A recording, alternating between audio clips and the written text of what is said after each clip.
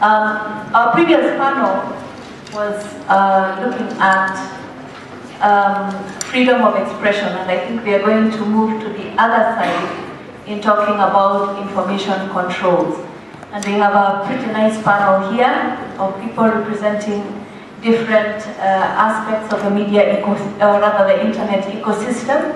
And I'm going to introduce them quickly, even as I will ask them to answer a few questions. But I'm going to also remind you, the audience, that as representatives of your various organizations and as individuals, you too are part of the internet ecosystem.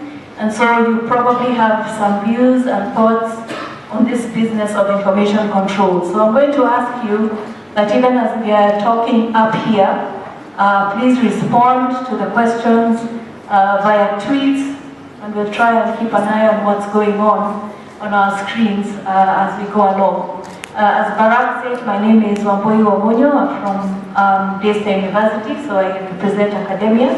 To my extreme left, I have Ellie, who is from KENIC. I have next to Ellie, we have Riva from Strathmore and also part of KICTANet. To my immediate right, we have Andrew from Telecom. And to my extreme right, we have Grace from KICTANet. And so we have people who represent the private sector. We have a public service organization. We have academia and research. I think we were to have someone representing us from government. He's on his way. Okay, so we look forward to him coming. But I remind you again that even you as audience are part of this panel. So okay, I understand it is Ezekiel Mutua from KFCB who is coming. So as we begin, I think our first question, I'll ask each member of the panel to respond to this question. You know, how do you define information controls? Are they justifiable? And if not, why not? And that question is directed to you as well. So please start tweeting. I think we know the hashtag. Shall we start with you, Chris? Thank you, Wambui. I would define information controls from a very Kenyan perspective. From history, we read that back in the 70s and 80s, that the state employed so many methods of controlling the flow of information, and this included controlling media houses, and even going as far as controlling what people were reading in their houses through means such as physically controlling those media houses by other means such as banning publications, and also through the law there were laws like sedition or treason. Sedition was when you were caught with material that was interpreted to be, you know, against the state. So that was information controls then, but now with the fourth industrial revolution, and with so much in technology, we have information controls that are targeting technology. And maybe just to say that one of the most blunt and extreme forms of information controls that we're seeing nowadays, especially in Africa, around election times, is internet shutdowns, like completely taking down a whole network of communications just to control the flow of information. Hi, Leslie, thanks for having me here. It's an interesting question, and it's actually quite a difficult one to answer as to how to define information control, because from my perspective there are two aspects of this. There is the negative aspect and the positive aspect. Information control, obviously, as it says, the control of information, and that can refer to censorship. And when we talk about censorship, we need to realize that there is censorship in the bad sense of the word, which I do believe violates certain human rights, etc. But there is also the perspective of self-censorship and controlling the information that we ourselves put out there. That necessary. So it's a fine balance that we walk when we start talking about information control. Who is controlling the information and for what purpose? Obviously in society and as we walk through life, there are, certain rules are necessary. The question is, do those rules infringe on our rights? Not the fact that there can be no rules, because no rules end in anarchy. And so we also have a responsibility as people to control what we say and we do, but at the same time we have a right not to have our rights infringed upon, and we need to be able to express ourselves freely, because that freedom of expression leads to growth in society. Thank you. Just to follow on from what my colleagues are saying, yes, information controls are broad, and I think the ecosystem and infrastructure of information controls, there are parallels in offline and online. So they extend beyond, like Andrew said, it's regulation. Information controls is regulation. So it starts from registering you as a media house, licensing you, accrediting you as a journalist, and even there are calls now for bloggers to be accredited, to physical shutdowns, even withholding of revenue for advertising as a form of control. I know a lot of our advertisers come from the States. Or prosecuting, whether malicious or not, content producers.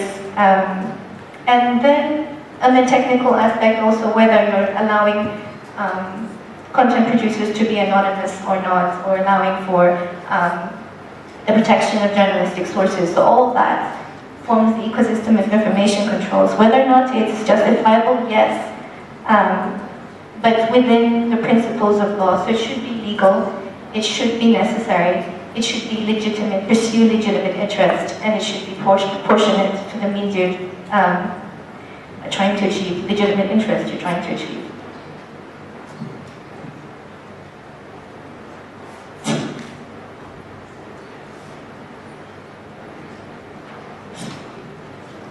Okay. Sorry for that. So, my name is Ezekiel, KENIC, Kenya Network Information Center. So, I think you know that KENIC manages .k, the country top level domain. So, it's a crucial player when it comes to technological provision, especially on services. So my colleagues have identified and defined the kinds of information control, so I won't delve into that. What I want to delve into is the level. We need to consider the level of control. When we talk about control, to what level? And then also on that, we need to check on the purpose of control. We can't just say apply a blanket definition and definition. So also on that, touching closely on that, on the users, yes, because all these are targeted on the users, we need to tell the users that responsibility lies with you. Also, the regulators, when they apply these rules, they apply them because they need to ensure that what you are doing with the service that you have is not infringing on another person's right. Then also on that, we need also to, when the controls are applied, I'm not against control, but when the controls are applied, we need to apply the laws that are there, because Kenya has advanced a lot, especially on policy that governs various technological advancement and service provision in the industry. So we need to apply the law even if we talk of controls. Yeah. Okay, this is very interesting because on one side, I've heard you say that control can be justified so long as it's legal or necessary. And those are words I had on my left. Could you explain that a little more? What is legal, what is necessary? And who determines what is legal and what is necessary? So there are provisions in law that allow the restrictions of freedom of free speech. So there are in the Constitution, free speech is not, it's not absolute. So the restrictions are related to hate speech and all these other limitations like defamation and etc. So that is one. It is within the law. So we're clear that it's in the law that free speech is not absolute. Secondary, is it necessary? So if you're going to curb or you could curtail the freedom of speech, is your curtail made necessary to the legitimate interest that you are trying to pursue? So for example, if it's, let's say hate speech, because hate speech is the most common reason for wanting to curtail free speech, that it is a legitimate interest and it is necessary. But the third element now is proportionality. So shutting down the internet is wholly disproportionate to curbing hate speech. But maybe prosecuting an individual for what he said is proportionate, so that that individual bears the burden for his discrepancy. I'm going to ask Grace, because I think, Grace, you've done some work on internet shutdowns and you have some information on that. But because an internet shutdown is a form of information control, right? What is the background, at least in the African context, of shutdowns, and when do they happen, and to what effect, if you have that? So if you look at, take 2016 for example, last year, for all the presidential elections that happened in Africa, you'll find that either prior to, during, or after the election, there was an internet shutdown, apart from maybe one or two. And the reasons or the rationale given by the government for these shutdowns were such as Uganda, since we have Ugandans in the house, in Uganda they had a shutdown for 4 days after, during the election day and 3 days after, and the reason given was to stop the spreading of lies. And so the question becomes whether this is really, if we go back to what Riva was talking about, whether this is really proportionate, because if this kind of rationale or if this kind of reason is coming from one of the political players stopping other political players from expressing themselves and stopping everyone else who's not in the political context from using the internet, then one could say that it is too much to take away the whole internet just because there is a political context. And in some countries such as Ethiopia, you get reasons that are absolutely not proportionate. For example, when you give it the reason that the internet was shut down, the whole internet was shut down just to stop cheating in exams. Like really, you know? There are so many other things that happen on the internet. So you ask yourself the question, is this the only way to stop cheating in exams? And so this had reached a point where it almost became synonymous or part of an African election to have a shutdown. And for the case of Kenya, just to state very briefly, we are lucky enough to have a very, very progressive constitution that defines very broadly the rights that we have, and even goes ahead to define if the government or the state is to take away these rights, what should it do, or in what conditions should it do. And so with other people from KICTANet, we were looking at the Constitution of Kenya and other laws and trying to really look at it deeply and find out, is there really a legal basis for a shutdown in Kenya, since Kenya is also having elections in 2017, and since it's become a pattern in Africa to have a shutdown just before,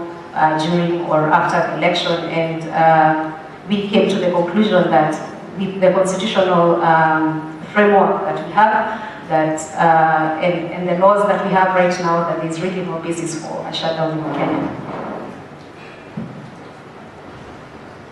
It's a pity we don't have a government representative here, though I do see CA somewhere in the audience, so I don't know if you'll feel inspired to tell us whether there will be any assurance that will be okay during the election or not. So we'll leave that open, maybe when we open up the floor. But I think that is a big concern for all of us.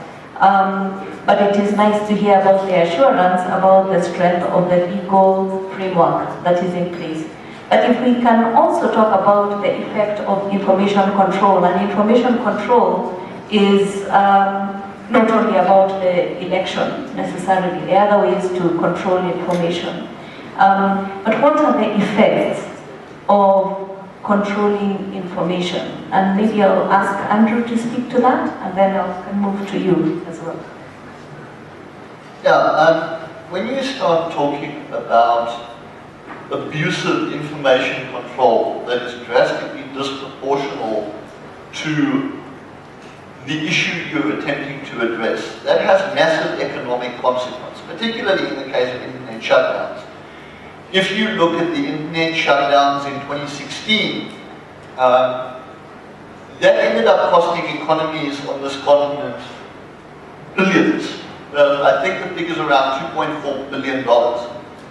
And that figure is also probably a massive underestimation because it's measured in terms of GDP and all the rest of it. And it's actually quite hard to measure the full effect because how do you measure the loss of confidence of investors in the country, for example? If a company, for example, is going to go out there and build networks, and they're going to go and put 50, 60, $70 million into building a network on the ground, what makes people think they're going to continue to put their money and their infrastructure on the ground in a place that's going to simply turn off the infrastructure that they've invested so much money in? So you detract from investment when that happens, and it's dangerous. The other thing, and I'm sure my colleague here from KENIC can also speak to this, but if you look, Cameroon was shut down for in excess of 3 months in a very targeted shutdown that was targeted at one portion of the population. At the start of that shutdown, there were 50 or 60,000 Cameroonian top-level domains. By the time it had finished, that number of domains had dropped by half. And what that speaks to, I believe, is that people simply took their stuff and said, we'll put it elsewhere on the internet. That is direct loss of economic productivity as a result of shutdowns. So if you over-control information, if you push that boundary, you will end up in a situation where you hurt the country economically, you hurt the business environment in the country, and you discourage investment. That is the danger of internet shutdowns. Thank you, and I welcome Ezekiel Mutua, who has just joined us from the KFCB, and we will let you get in on the discussion, but first we'll hear from Eddie. Okay, so my colleague has elaborated on the effect of abusive information control, majorly on considering the economic factor. Because when we check on, for example, a country like Kenya, we have advanced a lot in technological service industry, and when we impose those abusive information control, then you are doing a disservice to the economy of the nation. Then another thing that comes in line of that, because most of these things are done by the regulator with the public passive to be related to the government. When you do abusive information control, then you erode that trust that the public have with the government. So that trust also comes away from the part of the investors, because when you control information, and most of the businesses today are online, so when they see that online there's no freedom of online presence, then they will back down in whatever they want to achieve using that platform. So another thing is the perception that will also come out is punishing success. So because, for example, when you tell a service provider to shut down or start monitoring the network to cut some communication or transaction that go through their network, then it is like we are telling them to stop doing part of their business, which goes against their ambitions for success. So that is very critical. We check on that. Okay, I'm looking at our screens. I haven't seen anyone telling us about information control from your perspective, so hopefully those tweets will be coming. But in the meantime, it would be interesting to hear from Mutua. So far this panel has been looking at information control essentially as a legal issue, an infrastructure issue. I think there's also the content aspect of it, and I think we associate you to some extent with looking at information control from a content point of view. Beyond the work that you have done, I'm interested in what effect have you seen on some of the controls you've tried to impose on content in the course of your mandate at KFCB? First of all, let me apologize for coming late. We had a meeting in Wambui High School in Machakos, and coming back was really a challenge.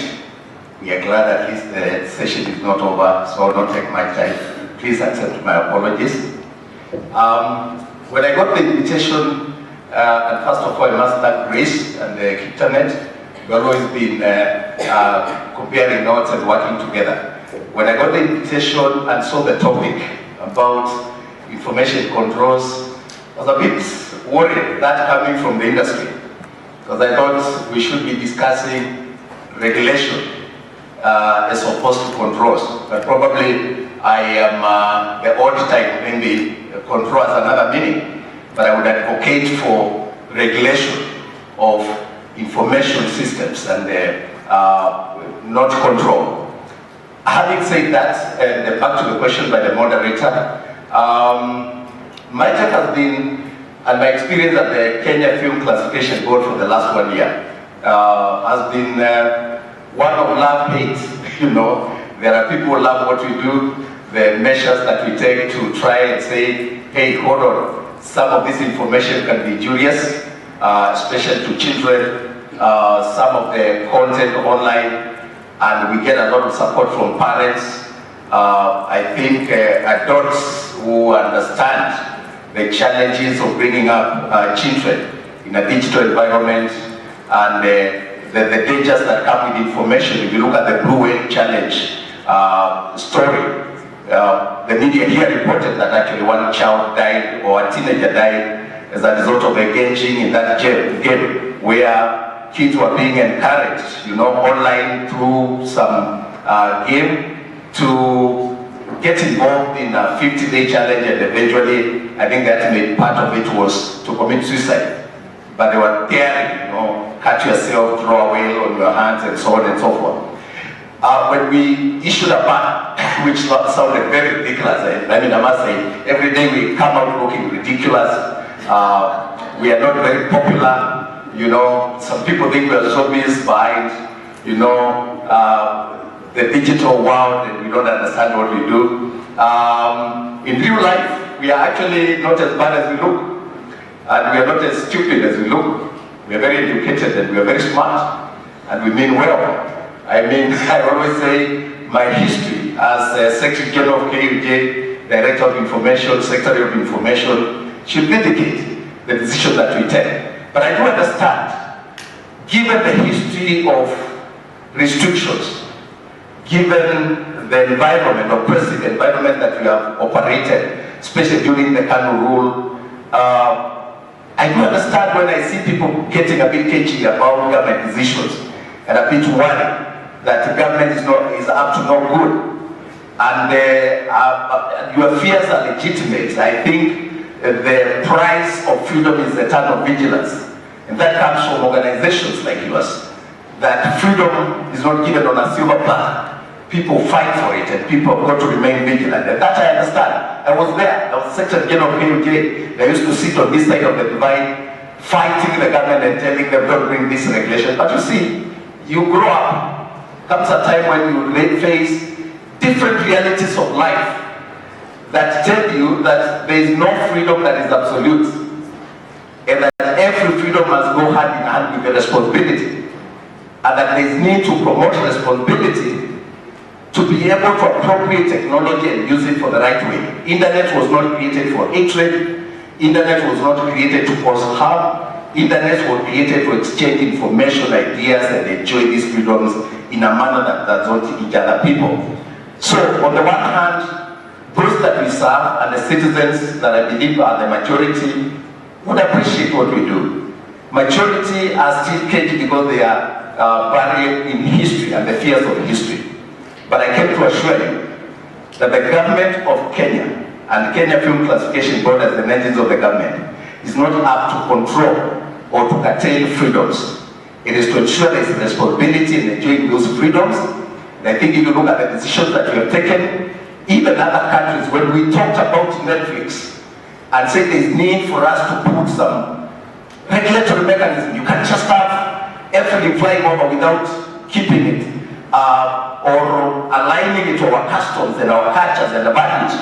People don't want this. Indonesia took the same decision. South Africa flew here to benchmark with us. And right now as we speak, our case is being quoted. 2 weeks ago we banned the cartoons from DSTV. If you see the statement that was issued by the Ugandan government, they seem to be following the measures that we are taking in Kenya. The long and short of it is, we are the leader in ICT. We must also be the leader in putting in place regulatory mechanism to protect children from exposure to harmful content. But we must always be vigilant to protect freedom, because freedom does not come on a silver platter.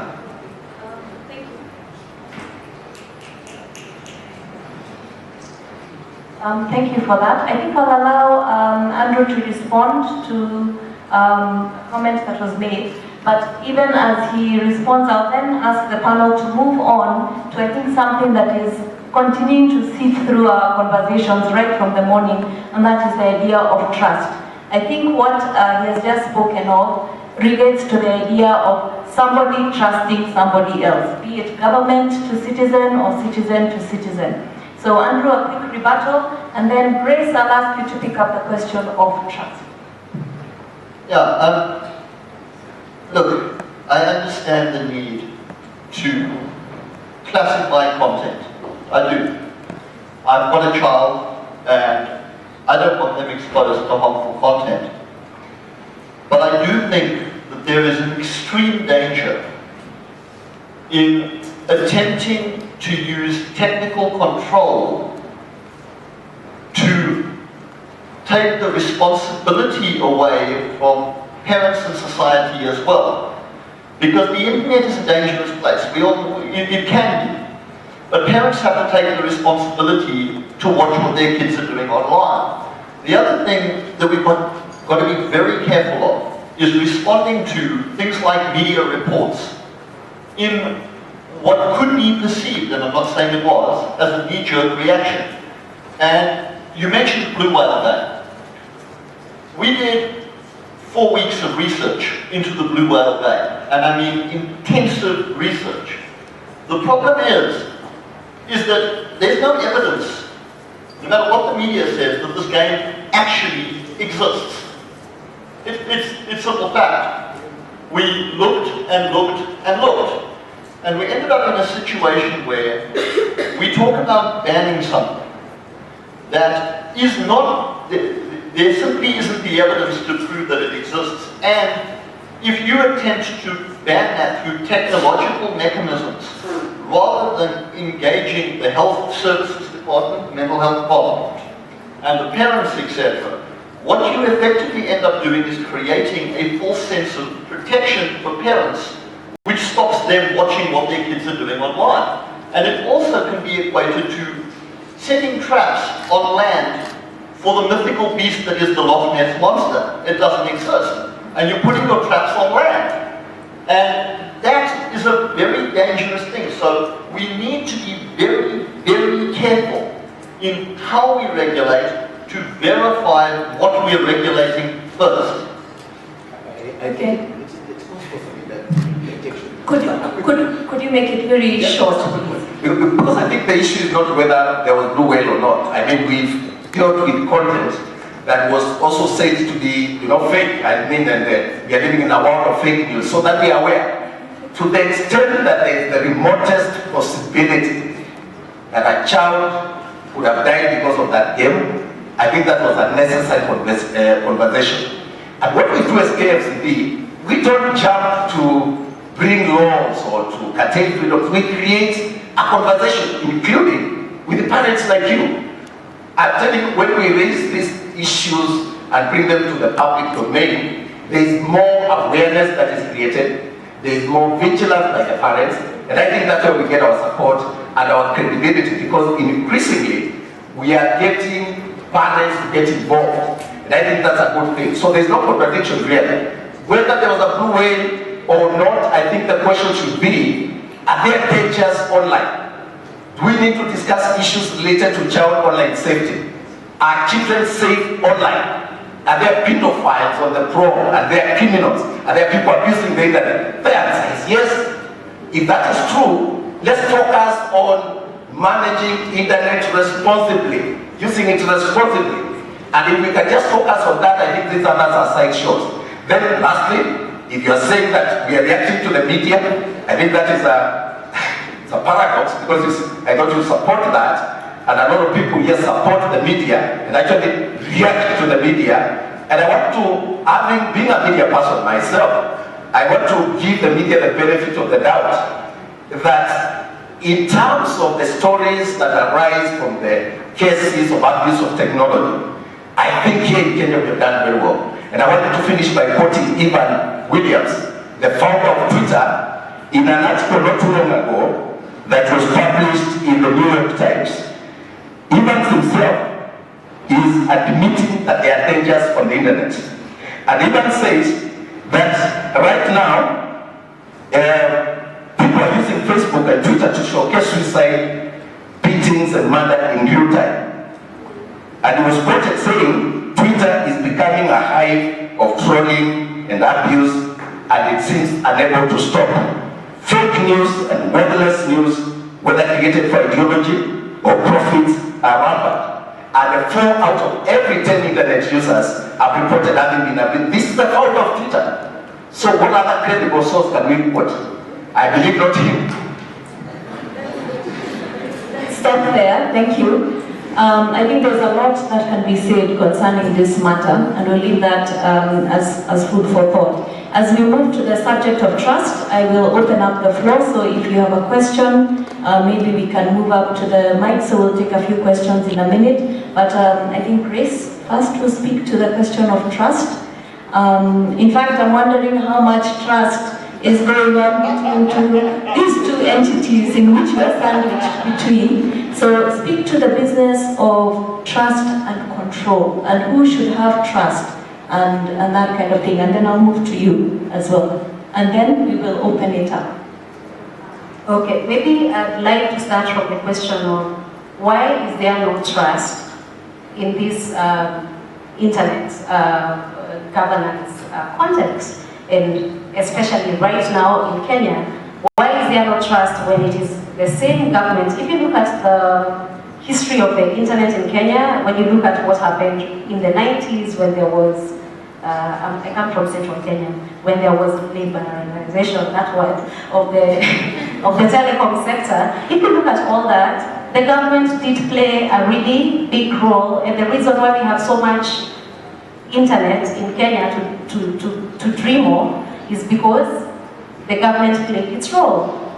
And then sometimes I think of ourselves as, I'd take the analogy of a home and, you know, a teenager. We were children on the internet, we are now growing, and if you think about the analogy of a home, and I know you also have teenagers, if your standard 8 kid fails their mock exams, do you tell them, you shall not go to secondary school. I'm taking away, your whole education. Or do you sit down in 2017? Do you sit down and discuss the issue and find a solution? Because how we approach the issues and how we approach the problems that we're having on the internet is going to determine even how we are going to have and use the internet. Because we are being we are almost fear-mongering the internet and making it look like this big dark forest. Well, as somebody said, I think it was Jenny who was saying that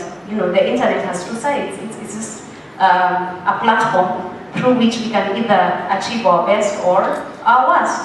So I think we need to stop from this, coming with so much fear to the internet and just come to the table and discuss the issues that we are facing on the internet. And I'm sure together we'll find solutions. But if we keep taking this approach of the big man wielding the stick, it then kills trust even among the teenagers in the house, and we are not able to get collective solutions. So for me, I think participating together in finding solutions is key, and I think there is no one stakeholder in this field who holds all the solution to the problems that we face as Kenya. So we all need to come together, calm down, and find solutions collectively. Riva? Thank you. There is enough reason for public mistrust.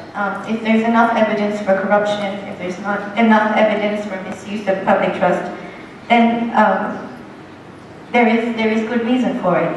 Not only with how public officials have been misusing public funds, but also with the truth. I think there have been enough anomalies in the last two elections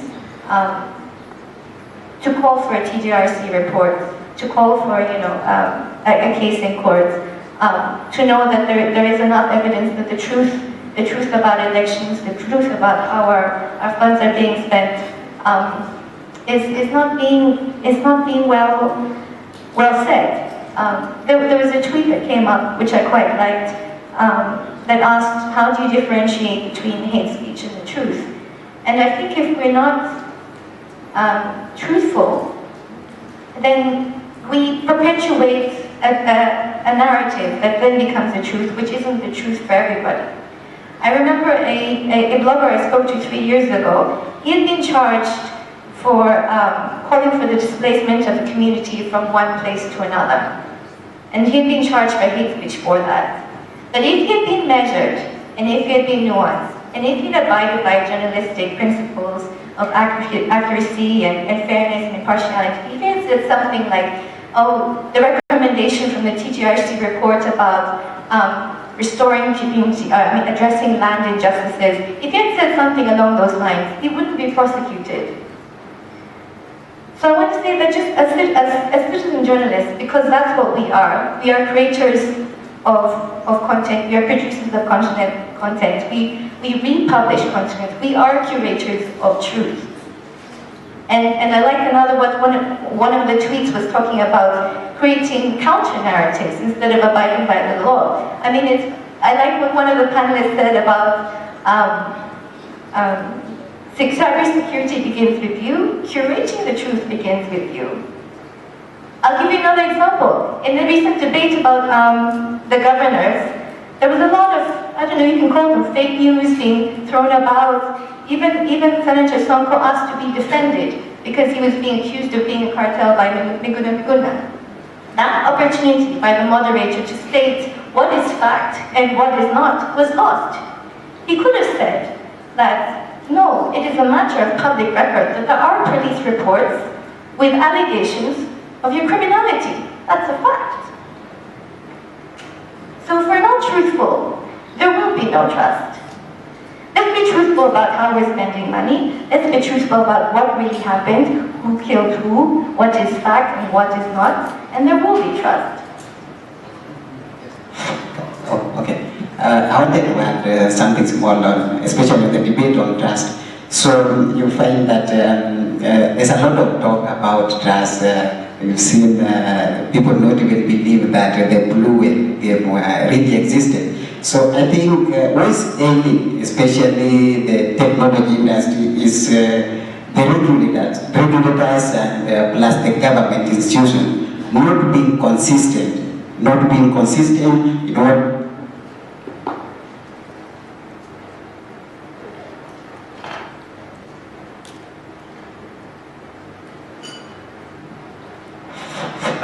Sorry for that. So what I was referring to was the institutions that are being mandated to regulate the industry not being consistent in what they do and not backing the allegations with enough technical evidence to convince everybody in the industry that actually what they are talking about is not actually true. If you can follow, for example, I'll give you an example of the current setup of the American politics. There's this issue of fake news.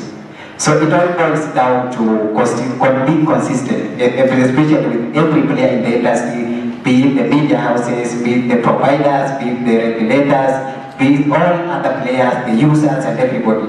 Then, just to, I want to reiterate that especially the regulators, let's be consistent in whatever we do. Let's back everything that we do with enough concrete evidence to convince every other person, not just internally, but every other player that are using the same service and are in the industry.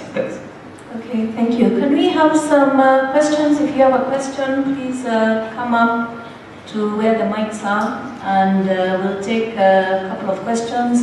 Please remember we have panelists representing different areas, so let's give them questions to think about, and let's give a spread of questions. So shall we start with 3 questions? Thank you very much. I actually posted that question as a tweet asking about phone tapping. Is phone tapping a part of... Excuse me, sorry. Please introduce yourself, where you're from, keep it short, and tell us who you're directing the question to. My name is Phil Bataganyo. I'm a development consultant with Miresi Consult. My question is to any member of the panel who can respond to this. The issue is phone tapping as a measure of information control. Does it qualify as a measure? And what is the justification that the government can give for tapping phone calls of people, besides national security, of course, which is obvious? Okay, thank you. My name is Moses Karanja. I'm posing this question in my personal capacity, directed to the Kenya Film and Classification Board. I wanted to ask, what legal grounds do you use to justify the censorship or the decision on which content to show or to ban? Because as far as I know, Article 8 of the Kenyan Constitution declares Kenya is a secular state. There shall be no state religion, and there's not any prohibition against most of these things. And when I read some of the press statements that are released, they are usually on moral grounds or our society, and that is completely outside our legal system. So when you say by making those kind of statements, what you are doing is to amplify hate, and you're hating on a community that needs our support. The gay community, the homosexuals in our society, those are people who need our support. And as a public official, it is your responsibility. Excuse me, just let's keep to the question. What's the question? The question is, under what legal ground does the KFCB do what they do, targeting the lesbians, the gay, and the sexual orientation minorities in this country? Thank you. We take 2 more, then we will have very quick responses, and then we'll move to this side. My name is Tracy. I'm standing here as a creative. This thing is too high.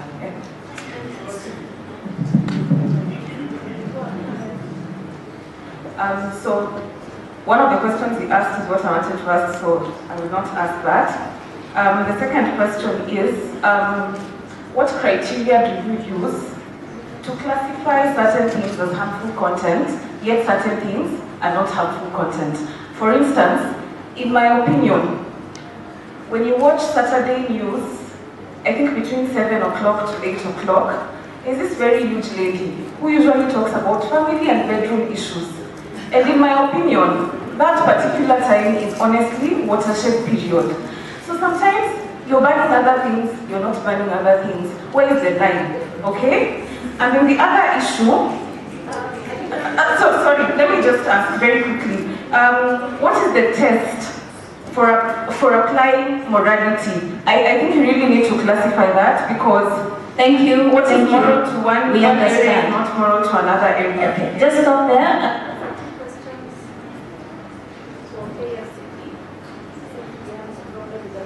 Do we have a question that is non-KFCB? Yes. Okay, could we take one more? Let's take one more question that is non-KFCB, and then we will ask you to hold. Thank you. All right, this one is actually to Grace. Perhaps address the generalization problem that I find Kenya at this point is at risk of going the African route when it comes to internet shutdowns. The causal link problem. There's what you're telling us you're trying to control. Even for what Ezekiel Mutua said, there's what you're trying to control, then there's what you're doing. How can we avoid that trap? Because that's a trap that every African country that has implemented an internet shutdown has walked right into. You just say public order, you just say public safety. What's our risk? Okay, thank you. I think we can first address those questions. I will ask Mutua to keep it short and sweet because he's quite a few. But there was let's start with a phone tapping. We go to Grace and then we go to the KFCB. Who is ready to answer on phone tapping? Yeah, phone tapping actually is quite an interesting subject, and I'm not exactly sure what the laws in Kenya say, but if I look internationally, there are a lot of precedents on this. I mean, for example, in Australia, you may not record people's conversations without informing them, no matter who it is, to the point where even if they're involved in criminal activity, you still have to tell them that they're being recorded for it being admissible. Is there a case for phone tapping?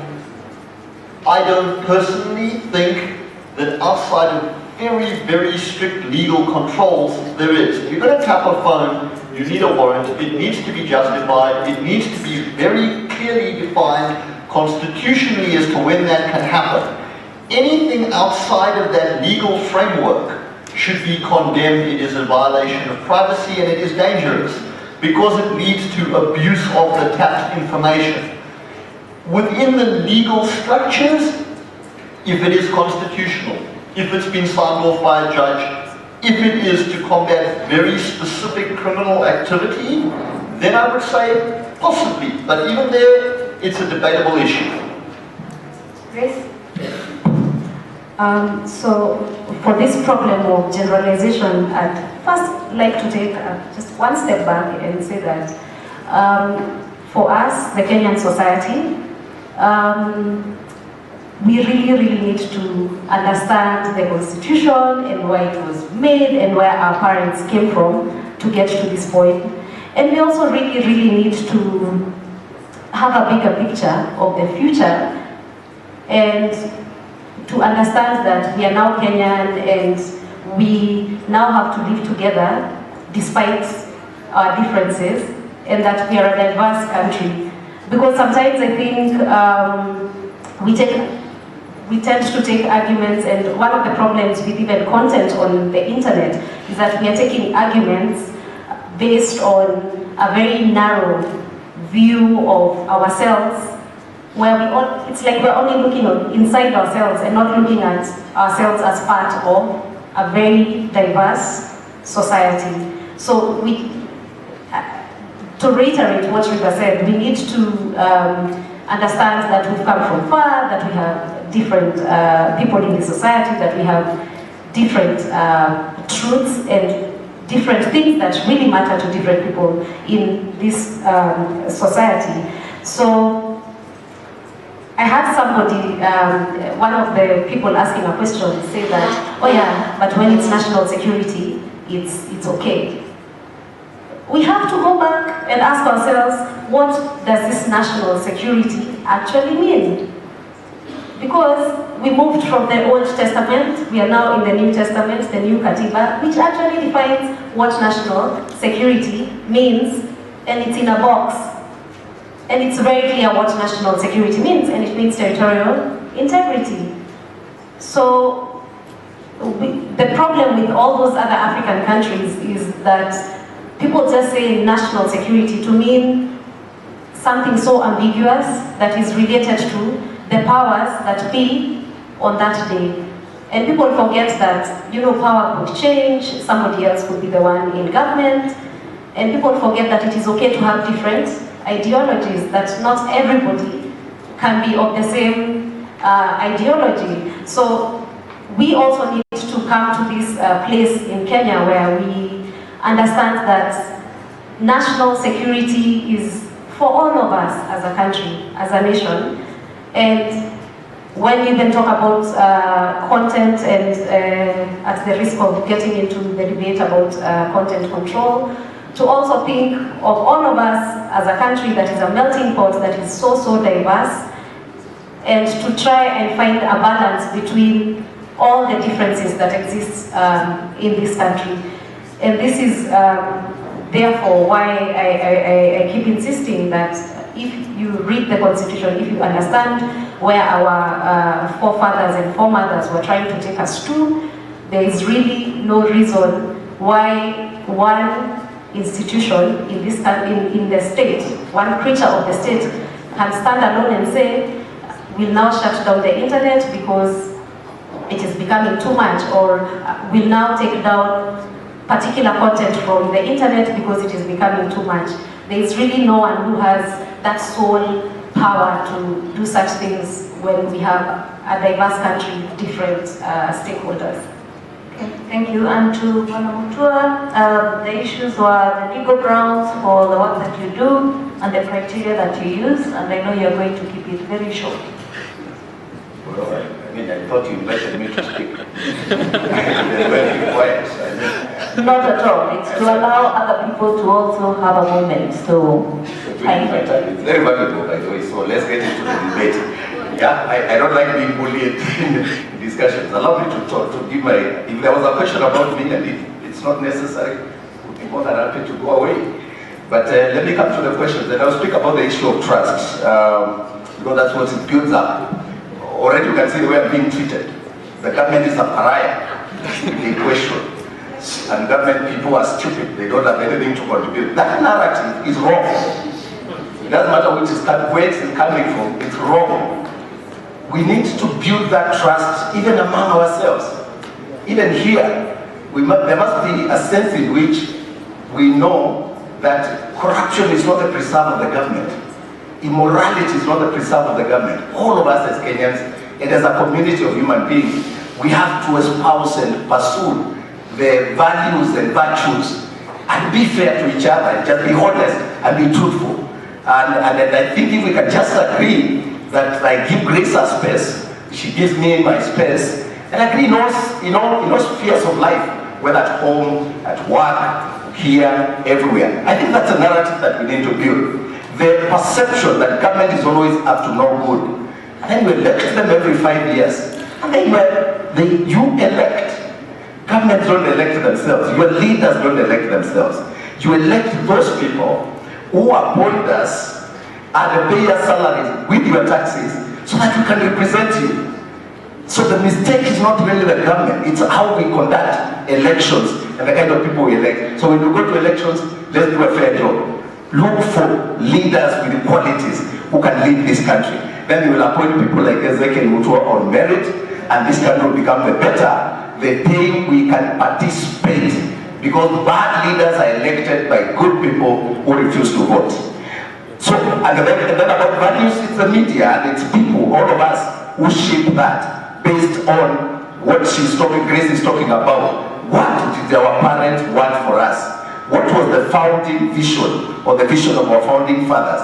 And what is the vision of our country collectively? We cannot segregate ourselves into groups and then hope that will become better and there will be national values.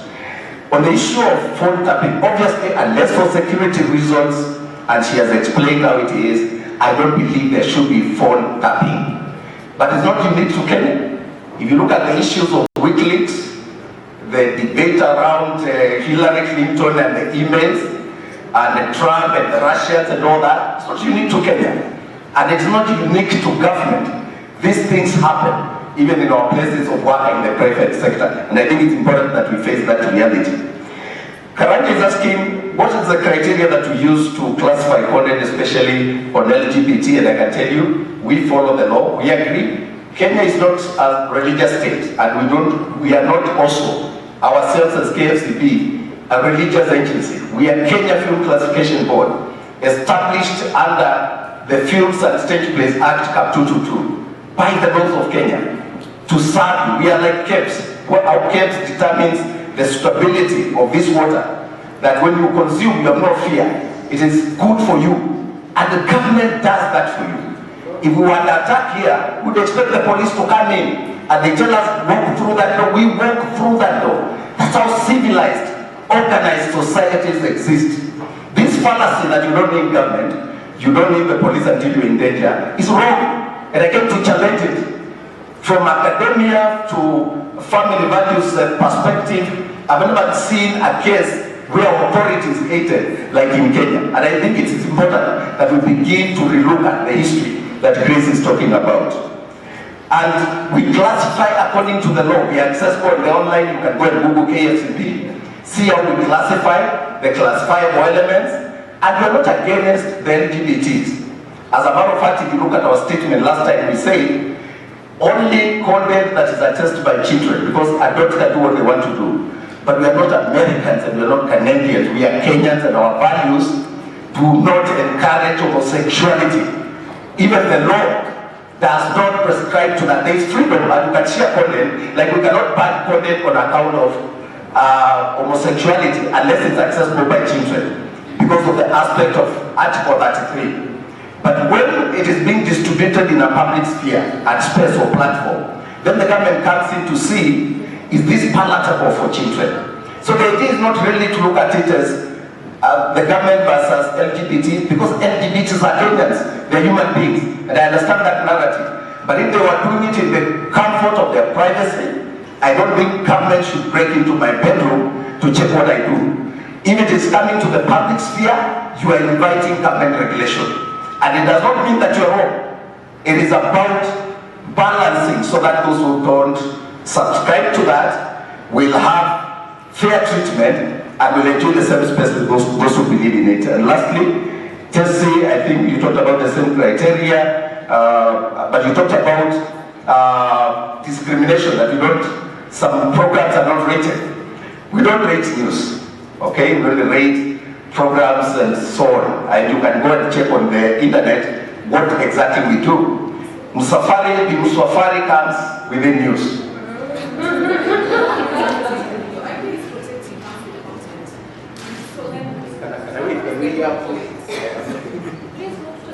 Mike?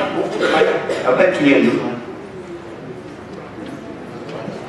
Get up the mic. Chelsea, you can even come here. Let me bring it to you. Where are you? Oh, no. My whole point is, if your idea is to protect these children from harmful content, and at the end of the day, they can still access it, either through news or through wherever, then at the end of the day, what is it exactly that KFCB is doing? Let me just repeat myself. The rationale by content classification is not to curtail freedom. It's for suitability, age suitability. As a matter of fact, we say this is suitable for age this. What you do in your house, if you want your children to watch pornography, please go ahead and let them watch. Okay? We give guidelines so that you can use that to make informed decisions. And that's what government does. When we talk about traffic rules, it's not to mean that somebody will police you everywhere, but at least you know there's some fairness in the way we apply those rules. Now, in respect to our regulation, we don't classify news or live events. It is the law. We are actually now proposing, probably we need to be allowed to look at that, and we have gone through the stakeholder engagement. The draft is with Parliament. We are hoping that the matter will be debated. And if we allow it, then we'll be able to speak to the aspect of news. As of now, we don't regulate content outside the watershed period, which is between 5 in the morning to 10 in the evening. And we do not regulate news or live events. That's the law. We operate within the law. And then, lastly, there will be no internet shutdown in Kenya. Not now, not during elections, not in the future. Please rest assured, we are not Uganda and we are not Rwanda. This is Kenya. We are the ICT hub. The government is committed to ensure that Kenyans enjoy the benefits that come with the internet. The challenge is we have a culture of liberalizing and allowing the infrastructure without legal regulatory framework. And this, we always do catch up. I wish we had looked at these issues before and with the support of the KICTANet, discussed them in forums like this, so that by the time we reach the level of internet uptake in Kenya, we have some laws and some semblance of civility in the way we engage. Like William even said, internet is broken and we need to fix it. And I think the time is now to look at it and open debate. Okay, thank you. I don't know, organizers, if we have time to take a couple more questions, or we should just close this down. I know we have some burning questions. Okay, can we take 3? Please, the first 3, and then we really must stop. So, let's hear from you. Yeah. And kindly say who you are, keep it very short, and it is in the interest of time that I was asking us to keep it short even here on the panel. So kindly, no one feel bullied. That is not the point.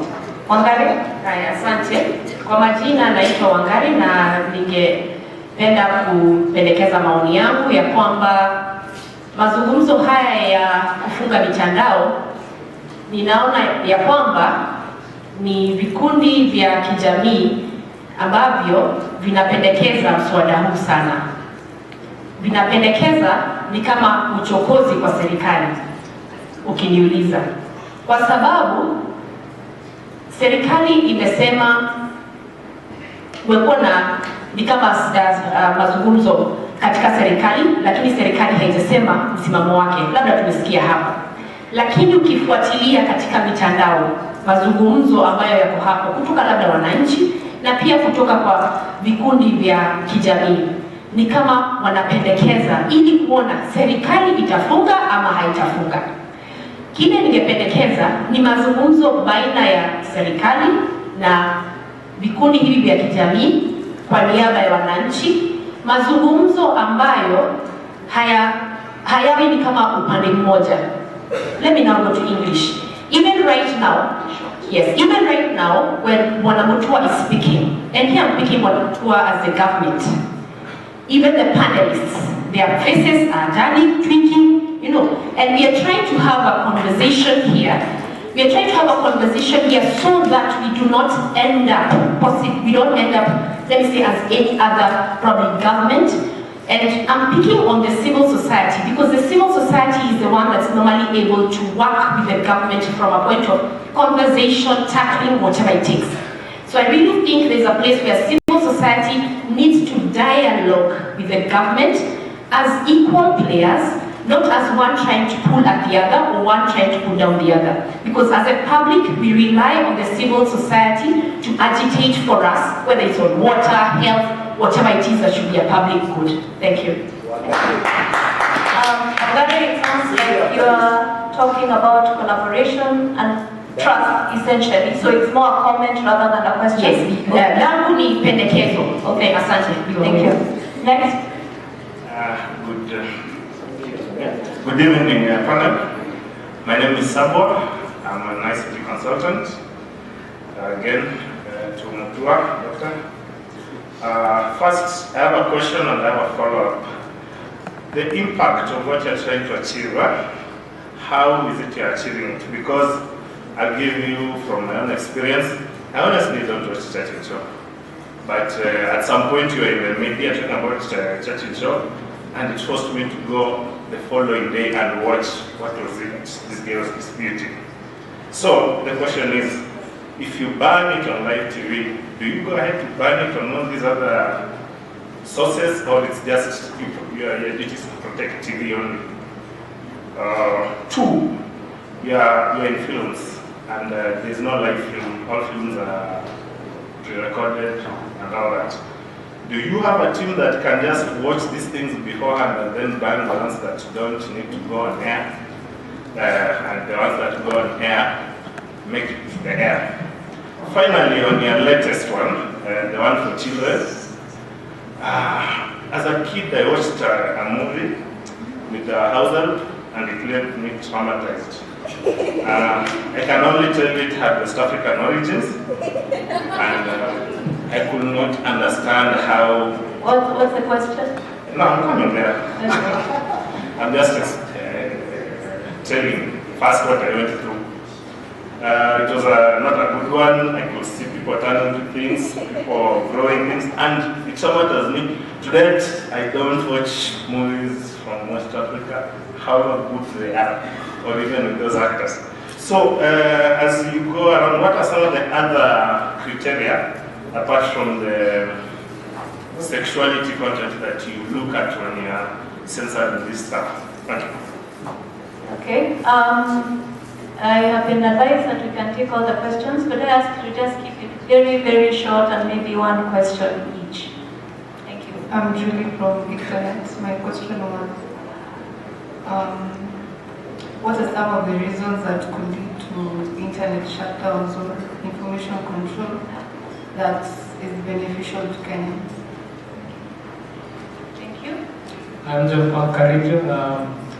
My question is, to what extent does the fear of the unknown, or what we do not understand, influence our decisions? Just to make it clear to those answering, stuff like when you talk about the internet, you talk about it like it's something out there, and it's not something that involves human action. And we separate that, we make the physical and the internet like there's a distinction. That's the first part of the question. And then the second part is, how can experimentation bridge this gap, like eliminate this fear, in a way that, one, we can build trust in the users of the internet, or build trust in the makers of like technology. Like the one we had ABC saying, we don't have mobile voting because there's all those reasons given, but boils down to not trusting local makers of tech and so how to build trust? Yeah, how can we use experimentation such that if I doubt the use of mobile voting, can I run a pilot where maybe one constituency does the voting on mobile? If I don't trust Netflix, can I have a sit down with students of a certain school? We watch Netflix together, and then we get the reactions to understand how children view this content. How do they? Yeah. Who is that directed to? It's open. Panel, yeah, it's open. Yeah. So two parts. Yeah. So the two parts: how much fear influences how we talk about the internet and how we regulate it, and how can experimentation bridge this whole gap of fear, which leads to mistrust. Thank you. And the final question, and tell us who you are, who the question is to. My name is Nick Gatia from the Internet Society, and my question is really to any of the panelists. And my concern is, in this age of the internet, isn't it about time we rethought how we control, access to information?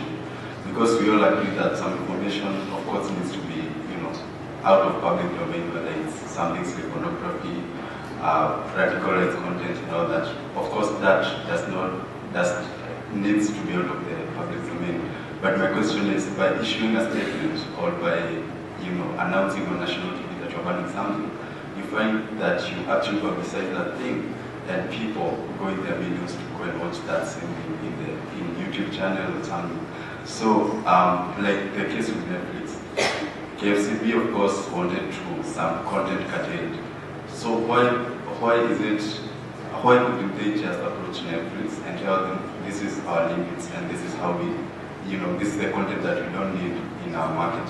And then instead of again issuing a public statement banning their tweets, and that is what people think, and that causes a lot of uproar and a lot of condemnation from the public, thinking that Netflix is being banned from operating in Kenya. So can't we engage directly with the people who hold this content? If it's a video on YouTube, if the government doesn't like it or they think it's not good for the morality of the country, why don't they approach YouTube and request them to pull it off instead of issuing a statement and then causing a lot of drama that is not really necessary? Thank you. Thank you. I think we'll start with just take those questions, and we'll start from my left, extreme left, and then we'll just come this way. Can you just take?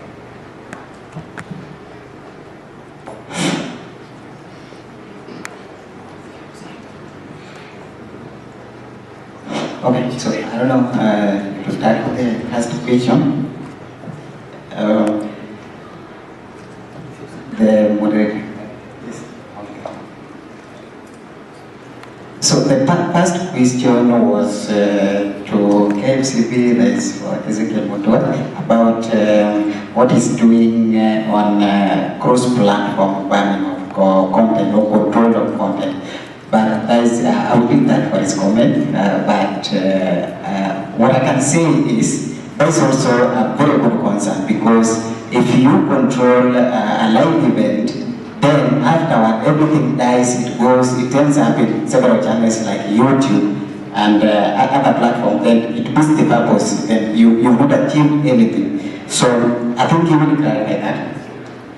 Okay, so the next question that I want to answer is the last question that's been asked by the last guy about rethinking how we control information. I understand this concern, being that if we go public about controls, specifically about a certain incident that is not fit for the public or fit for a certain age group of users, then it increases curiosity. That's a very good concern. So I would add the regulators that there are so many things that they need to consider when they deal with controls, especially on considering, they need to consider the aftermath of their actions. So for example, if you want to ban something, then you go live on TV, and because you know the level of curiosity, especially on the young age group, immediately they will go to look for it just to see what was being talked about. So we need to take that into account when we apply the controls that we know that should be applied on the platform. So I think that's it for. Thank you. I'd like to take the question about what benefits are there for information controls. Like I said, the rights to freedom, the right to information, expression, privacy, media, even association is all not absolute. A lot of the interests that are protected by limiting these freedoms could be the privacy also of individuals. We see a lot of paparazziing and trying to get pictures of the families of public officers. So that is beneficial. That's not in the public interest, but it's beneficial to the rights of the subjects of paparazzi. Likewise, also child protection. Hate speech is intended to limit discrimination of particular groups. So that is a legitimate interest that's being pursued by this information control of the crime of hate speech. It's unfortunate in Kenya that it's only contemplated within the context of ethnicity, but in other jurisdictions it also applies to no hate speech against LGBTI, no hate speech against women, and other marginalized groups. Also, commercial interests and trade secrets. You do have a right to information, but not if it jeopardizes someone's commercial interest. And then, of course, the last one is national security. Thank you. Yeah, I want to tackle two of these, and the first one is actually an extension of what my colleague here on my left has just raised about all the reasons you stated for the benefits of information control. I agree with most of what you said except the national security, which I believe is a catch-all that isn't justified because of how national security is defined. However, if I'm correct, I think the question was, what are the benefits of internet shutdowns to Kenya? And there, the answer is, there are none. It's that simple. An internet shutdown, they have been used under many, many, many guises on the internet shutdowns. In northern Nigeria, there was shutdowns of the telephony system on the premise of stopping Boko Haram. It has been shown through evidence that that shutdown actually contributed to radicalization because it created a further sense of distrust. Shutting down the internet hurts the economy, it creates distrust in the leaders, it results in job losses. You may prevent one or two things, but at what cost? The cost of cutting off people's rights to expression is never justified, not in such a disproportionate manner. That's my opinion. The other question that I'm just getting up exactly what the question was, because the question about the information controls and rethinking them, I want to put this back as food for thought. Do we not want to, rather than look at how we control information, look at whose responsibility is information control?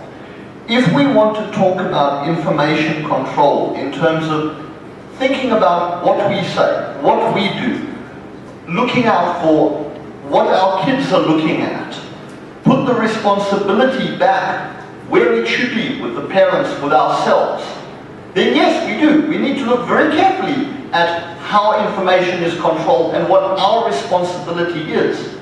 What we do not need to do is attempt to believe that there are technical solutions to all of society's problems with regards to information control. They don't exist. You cannot turn around and individually filter tweets as an ISP. No one can process that amount of information. It just cannot be done. It's technologically impossible because of the amount of information flow. So the question here in talking about information controls is, what is the personal responsibility and who are the real stakeholders beyond just trying to make this an issue of individual technical controls to solve all the problems, because technical controls simply cannot solve all the problems of society.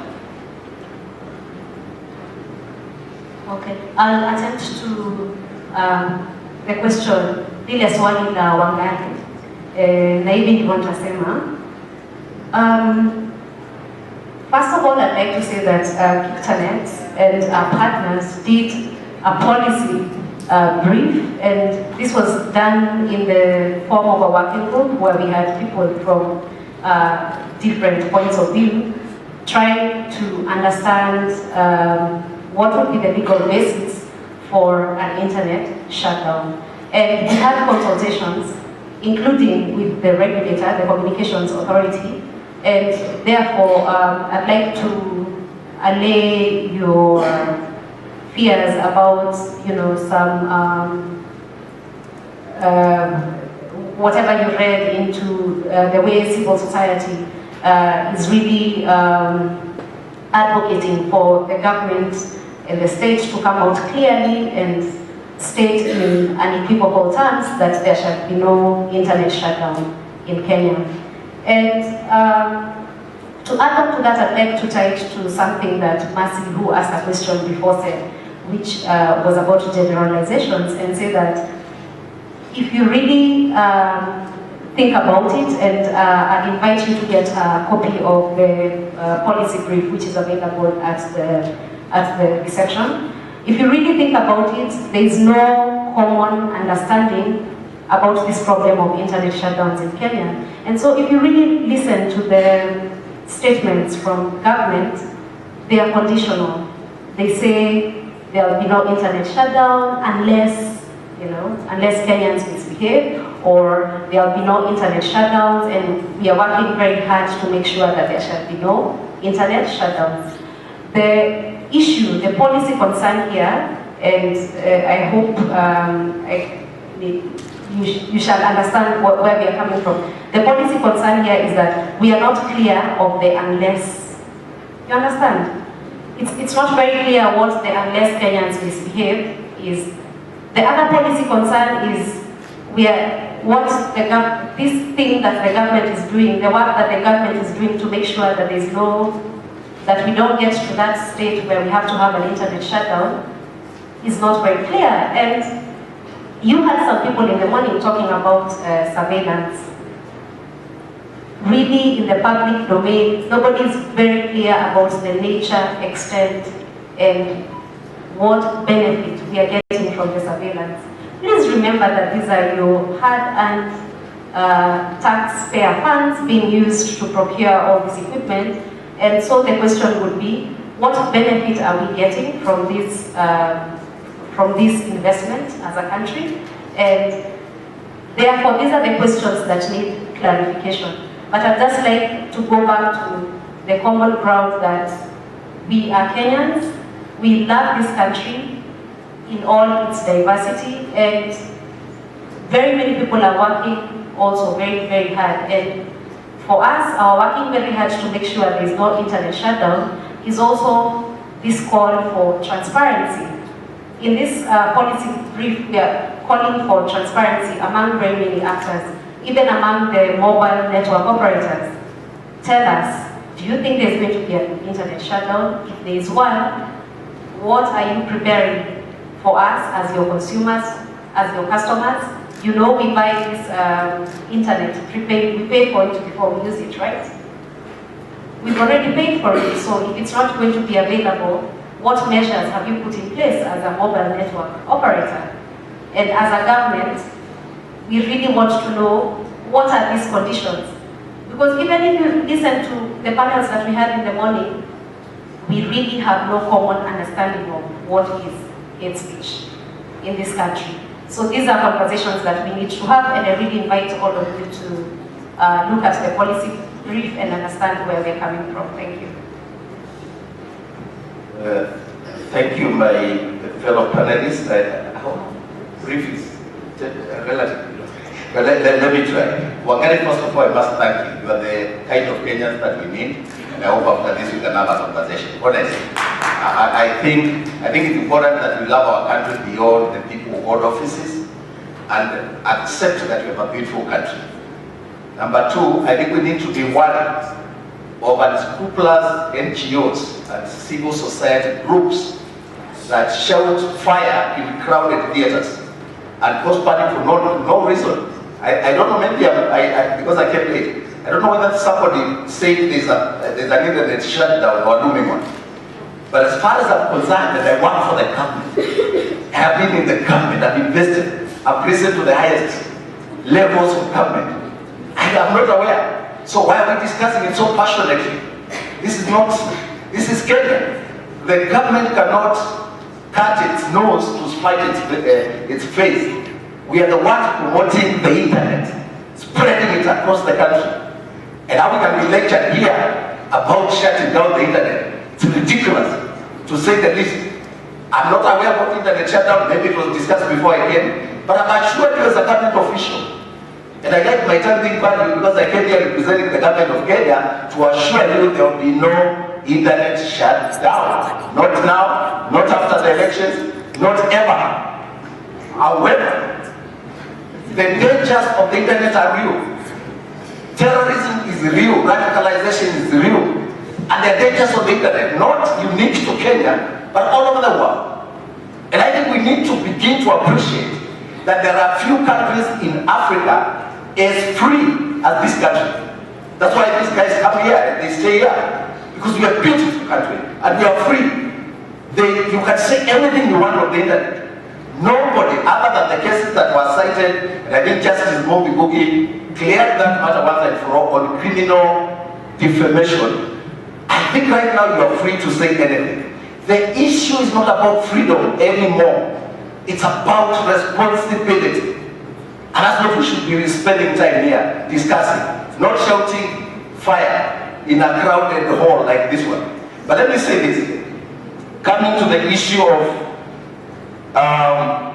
I believe the impact of what we do, you know, as KFCB, the decisions that we take, do the bad work? Yes, they do. They are within the law. There is a case in which you can restrict. There are cases where you just, it's prescribed in the law. That's what I was saying. Kindly visit www.kfcb.co.ke and kindly look at what we do so that you also engage us independently. I mean, these things are available on the internet, and this is an internet meeting. So I can be answering questions that are already there, and it will take me a while to do a presentation, even to give you the thematic areas that we look at: nudity, obscenity, profanity, horror, hate speech, incitement, all those and the criteria we use. But we are guided by the law, and by the time we reach the level of doing the law and the attendant regulations, because there must be regulations, we go through stakeholder engagement. And that's why this thing boils down to the responsibility of the Kenyan people. The people you elect, how you engage with your government, and how your taxes are used to protect you or to serve you. And I think you have a right to question us if we do it wrongly. But can you also engage intelligently, read, look at what the government is doing. If there's a shutdown, I want to know from where, and I want to engage and tell you from where I sit. There is no looming internet shutdown, not in Kenya, and it will not happen. And then lastly, we have capacity to classify this material before it goes on air. Yes, we tried. There are classification guidelines. We have shared them with the media houses. You are aware that recently we went to court against the brewers, the betting companies, and we won a major case against the Kenya breweries and the betting companies. And right now, actually, we are discussing, because we want to enforce that law. As a matter of law, and according to the ruling by Justice Mativo, there should be no beer advert within the watershed. And remember, our concern is only the watershed period. So we have the capacity, and we have the law, and the guidelines, and we apply them in line with the law. All this time since last year, if you remember, 2016, I was all over news. And the problem or the issues Kenyans were raising was KFCB is overstepping its mandate. So what do you do when there's a question about legality of what you do? You go to court. And the court of law, after 5 months of looking at this matter, pronounced itself, and a case by Kenya Breweries and Safaricom was dismissed with costs to us. That shows that at least we try and keep to the law.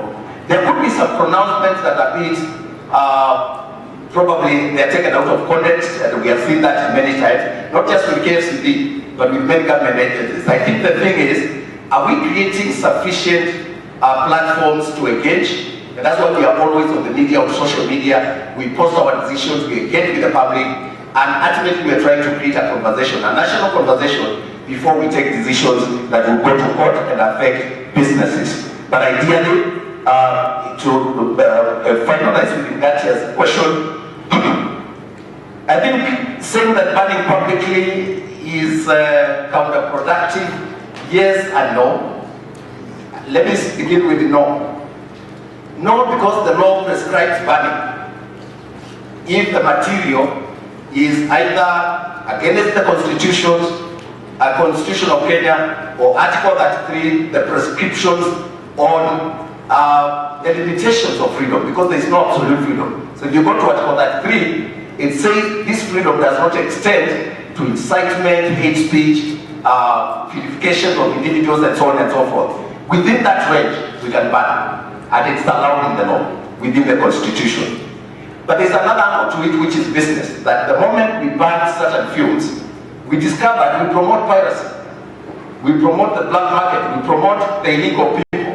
A guy who brought the content to us and was subjecting himself to the government regulation gets affected because we banned it. And some guys go and pirate, and it's available. One time Fox Theatre came to my office with a copy of 50 Shades of Grey, which were banned, and they brought it outside their offices. And I said, yes, it makes sense. I think it's ridiculous. If you're going to ban people who are subjecting themselves to regulation and promote the people who are downloading on the internet and who are doing piracy, I think it's wrong. So we came up with a decision this year. We are no longer banning unless it is affecting children or it's against the constitution. If it's within the bounds of film regulation, we are only restricting for adults. Whether it's about pornography or about LGBT, we are only saying, don't watch with our children. Watch with adults. If you are an adult, you watch. Go close to your house and watch. We have no business with you. Because after all, if you wanted to take poison, unless there is a policeman, I think you can do what you want. But what we are saying is, there is certain content that is not in keeping with our laws and our culture and our values. Our constitution, when it comes to description of and definition of family, it's a man and a woman. Don't like it? That's a law. It's not George and John. Go where they do those things, not here. If you do it as an adult, don't invade the public space. That's what we are saying. Because that makes me answer to the guy who doesn't like that. Let me tell you, by the way, it's not personal. Myself, I have friends who are members of LGBT. Real friendship. But my kids, I will not allow them to be subjected to that kind of culture. If they grow up and they become 18, one of my sons is 19. That guy, I told him, now you have reached the age of making choices. I can advise you and help you as your father, but I cannot dictate what you watch. And I cannot guard your life and stop you from enjoying your freedoms. But there is no absolute freedom. Let us agree that the issues that are prescribed in the law must be followed, and when there is a question of definition, overlapping of mandates, we go to court and we get a definition. That is the way civilized societies operate for the good of all of us. Otherwise, I will want to stretch my hand and talk the news of grace that she will have no room because we are the majority. I think the issue is what we do. Is it in line with the law? If it's in line with the law, cut us some slack. We are only doing what you elected us to do, or you elected the government to do for you. Thank you. Thank you. I think we can give a round of applause to our panelists. An applause. And I'd just like to recap briefly because we will not go around each one because of time. But I've had a few key things. One was the idea of the word regulation versus control, and the connotation that one has, control, that seems more negative compared to the idea of regulation. So that is one idea there.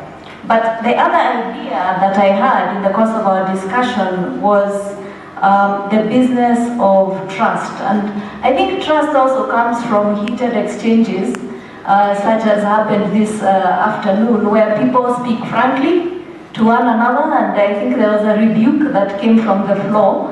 But the idea that people can speak honestly and directly, but learn from one another and gain from one another. And I think in the course of today's deliberations, there has been repeated undertones about the business of trust, particularly citizen to government.